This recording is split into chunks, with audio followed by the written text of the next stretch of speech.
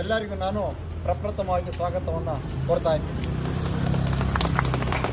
ಇಂದಿನ ಸಭೆಗೆ ರಾಷ್ಟ್ರೀಯ ಮುಖ್ಯ ಸಂಘರ್ಷ ಸಮಿತಿ ಮುಖ್ಯ ಸಂಯೋಜಕರಾದ ಶ್ರೀ ರಮಾಕಾಂತ್ ನರಗೂರ್ ಸಾರ್ ಬಂದಿದ್ದಾರೆ. ಅವ್ರಿಗೂ ನಾನು ಸ್ವಾಗತವನ್ನು ಕೊಡ್ತಾ ಇದ್ದೀನಿ. ಹಾಗೆ ನಮ್ಮ ಸಂಘಟನೆಯ ರಾಷ್ಟ್ರೀಯ ಸಂಘರ್ಷ ಸಮಿತಿ ಕರ್ನಾಟಕದ ಖಜಾಂಚಿಯವರಾದ ಶ್ರೀ ಕುಲಕರ್ಣಿ ಅವರು, ಜಂಟಿ ಕಾರ್ಯದರ್ಶಿಯಾದ ಶ್ರೀ ಅಮರ್ ಅವರು, ಬೆಂಗಳೂರು ಜಿಲ್ಲಾ ಜನರಲ್ ಸೆಕ್ರೆಟರಿಯವರಾದ ಶ್ರೀ ಸೋಮಶೇಖರ್ ಅವರವರು, ಚಿಕ್ಕಬಳ್ಳಾಪುರದ ಶ್ರೀ ಸೊಂಡಪ್ಪನವರು, ಹಾಗೆ ಸಿದ್ದೇಗೌಡರು, ಇನ್ನೂ ಹಲವಾರು ಮುಖಂಡರು ಸಹ ಇವತ್ತಿನ ಸಭೆಗೆ ಆಗಮಿಸಿದ್ದೀರಾ. ಇವತ್ತಿನ ಸಭೆ ಏನಪ್ಪ ವಿಶೇಷ, ಇದು KR-ಪುರಮಲ್ಲಿ ಅಂತ ತಮಗೆಲ್ಲ ಅನಿಸ್ಬೋದು. ಹೀಗಾಗಿ ಯಾವುದೇ ಒಂದು ವಿಚಾರ, ಯಾವುದೇ ಒಂದು ಚಿಂತನೆ EPS 95 ಪಿಂಚಣಿದಾರರ ಬಗ್ಗೆ ದಿನ ಬೆಳಗ್ಗೆ ಎದ್ರೆ ಅವರ ಬಗ್ಗೆ ಒಂದು ಚಿಂತನೆ ಮಾಡ್ತಕ್ಕಂಥದ್ದು ನಮ್ಮ ರಮಾಕಾಂತ್ ಅವರು ಅಂತ ತಮಗೆಲ್ಲರಿಗೂ ಸಹ ಗೊತ್ತಿದೆ.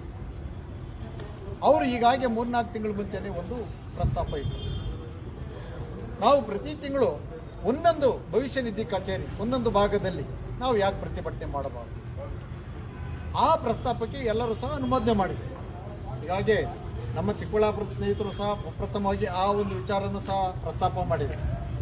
ಯಾಕೆಂದರೆ ಆಯಾಯ ಭಾಗದಲ್ಲಿರ್ತಕ್ಕಂಥ EPS ಪಿಂಚಣಿದಾರರಿಗೆ ಒಂದು ಸಹಕಾರಿಯಾಗಲಿ, ನಾವು ಕೇವಲ ರಿಚ್ಮಂಡ್ ಸರ್ಕಲಲ್ಲೇ ಮಾಡೋ ಬದಲು ಎಲ್ಲ ಕಡೆ ನಾವು ಮಾಡೋಣ ಅಂತ ಅಂದ್ಬಿಟ್ಟು ಎಲ್ಲರೂ ಸಹಮತದಲ್ಲಿ ಅವರು ಸಹ ಒಂದು ತೀರ್ಮಾನ ತಗೊಂಡು, ಹೀಗಾಗಿ 3-4 ತಿಂಗಳ ಮುಂಚೆನೇ ಆಯಿತು. ಇದು ಕ್ರಮೇಣ 3-4 ತಿಂಗಳಿಂದ ಮುಂದಕ್ಕೆ ಹೋಗ್ತಾ ಇತ್ತು. ಅದಕ್ಕೆ ಇವತ್ತು ಒಂದು ಅವಕಾಶ ಕೂಡ ಬಂತು. ಈ ಒಂದು ಅವಕಾಶ ಇನ್ನು ಮುಂದೆ ಪ್ರತಿ ತಿಂಗಳು ನಿಧಿ ಆಪ್ಕೆ ನಿಖತ್ ಕಾರ್ಯಕ್ರಮ ಎಲ್ಲಿ ನಡೆಯುತ್ತೋ ಅಲ್ಲೆಲ್ಲ ನಾವೆಲ್ಲ ಹೋಗಿ ಆಯಾ ಜಾಗದಲ್ಲಿ RR ನಗರ ಇರ್ಬೋದು, ಯಶವಂತಪುರ ಇರ್ಬೋದು, ಪೀಣ್ಯ ಇರ್ಬೋದು, ಯಲಹಂಕ ಇರ್ಬೋದು, ಎಲ್ಲ ಭಾಗದಲ್ಲಿ ಆಯಾಯ ಒಂದು ರೊಟೇಷನ್ ಮತ್ತೆ ಇಲ್ಲಿಗೆ ಬರಬೇಕು. ಆ ಒಂದು ಕಾರ್ಯಕ್ರಮ ನಮ್ಮ ಒಂದು ಬೇಡಿಕೆಗಳು ಇಷ್ಟು ವರ್ಷದಿಂದ ನಾವು ಹೋರಾಟ ಮಾಡ್ತಿದ್ವಿ. ಆ ಬೇಡಿಕೆ ಈಡೇರಬೇಕಾದ್ರೆ ನಾವು ಇವೆಲ್ಲ ಕಾರ್ಯಕ್ರಮ ಯಶಸ್ವಿಯಾಗಿ ನಾವು ಮಾಡಬೇಕಾಗಿದೆ.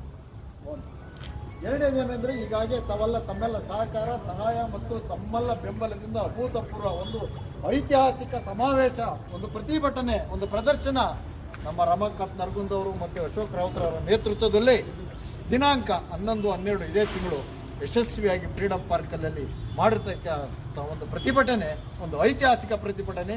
ಅದಕ್ಕೆಲ್ಲ ತಾವ ಕಾರಣಕರ್ತರು ತಮ್ಮೆಲ್ಲರನ್ನು ಮತ್ತೊಮ್ಮೆ ನಾನು ಅಭಿನಂದನೆ ಮಾಡೋಕ್ಕೆ. ಈ ರೀತಿ ತಮ್ಮೆಲ್ಲ ಬೆಂಬಲ, ನಮ್ಮ ರಮಾಕಾಂತ್ ಅವರ ನಾಯಕತ್ವ ಇದ್ದರೆ ನಾವು ನಮ್ಮ ಬೇಡಿಕೆ ಈಡೇರಿಕೆ ಇನ್ನು ಹತ್ತಿರದಲ್ಲೇ ಇದ್ದೀವಿ ಅಂತ ನಮ್ಗೆ ಅನಿಸ್ತಾ ಇದೆ. ಆ ಒಂದು ದೆಹಲಿ ಮಟ್ಟದಲ್ಲಿ ನಮ್ಮ ಕೂಗು ಏನು ಫ್ರೀಡಮ್ ಪಾರ್ಕಲ್ಲೇ ನಡೀತಲ್ಲ, ಆ ಕೂಗು ದೆಹಲಿ ತಲುಪಿದೆ ಅಂತ ನಾನು ಹೇಳಕ್ಕೆ ಇಚ್ಛಪಡ್ತೀನಿ. ಅವತ್ತಿಂದ ಒಂದು ಸಮಾವೇಶ, ಹಲವಾರು ಜನ ತಾವೆಲ್ಲ ಒಂದು ಸಲಹೆ ಕೊಡ್ತಾ ಇದ್ದೀವಿ, ಫ್ರೀಡಮ್ ಪಾರ್ಕಲ್ಲಿ ಯಾಕೆ ನಾವು ದೊಡ್ಡದಾಗಿ ನಾವು ಪ್ರತಿಭಟನೆ ಮಾಡಬಹುದು.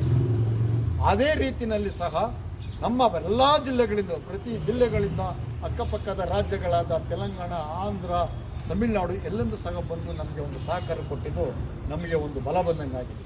ಅದಕ್ಕೆಲ್ಲ ಒಂದು ಉತ್ತಮವಾದ, ಒಂದು ದೃಢವಾದ, ಒಂದು ಯಶಸ್ವಿ ನಾಯಕತ್ವ ನಮ್ಮ ರಮಾಕಾಂತ್ ಅವರ ನೇತೃತ್ವದಲ್ಲಿ ನಾವು ಮಾಡ್ತಾ ಇದ್ದೀವಿ ಅಂತ ಹೇಳಕ್ಕೆ ನಾನು ಇಚ್ಛಪಡ್ತಾ ಇದ್ದೀನಿ. ಸ್ನೇಹಿತರೆ, ಹೀಗಾಗಿ ನಾವು ಕಳೆದ 7-8 ವರ್ಷಗಳಿಂದ ಸಹ ನಾವು ಹಲವಾರು ಬೇಡಿಕೆಗಳನ್ನ ಇಟ್ಕೊಂಡು ಹೋರಾಟ ಮಾಡ್ತಾ ಇದ್ವಿ. ತಾವು ಸಹ ನಮ್ಮ ಜೊತೆಲಿ ನಿಂತ್ಕೊಂಡು ಹೋರಾಟ ನಡೆಸ್ತಾ ಇದ್ವಿ.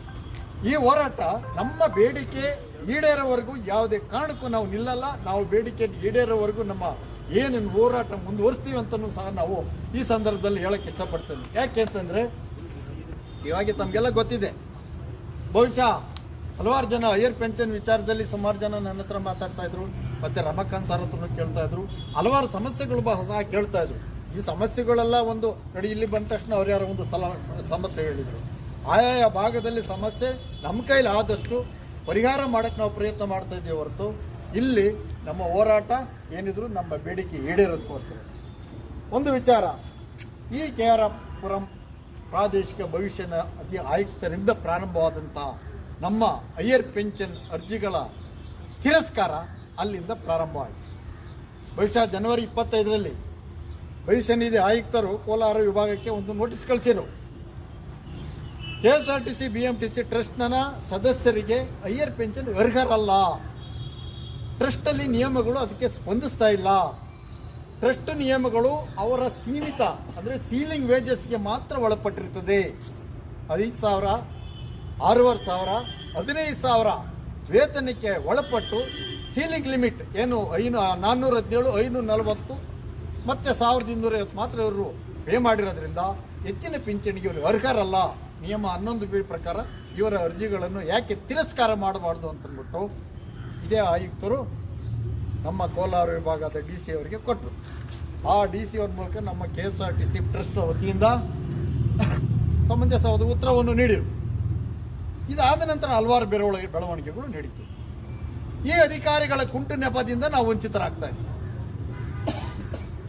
ಸರ್ಕಾರದ ನಿಯಮಗಳಿಗೆ ಅನುಗುಣವಾಗಿ ಭವಿಷ್ಯ ನಿಧಿ ಟ್ರಸ್ಟ್ 1952 ನಿಯಮದ ಪ್ರಕಾರ 17/1 ನಮಗೆ ಏನು ಟ್ರಸ್ಟ್ಗೆ ಅನುಮತಿ ನೀಡಿದ್ದಾರೆ.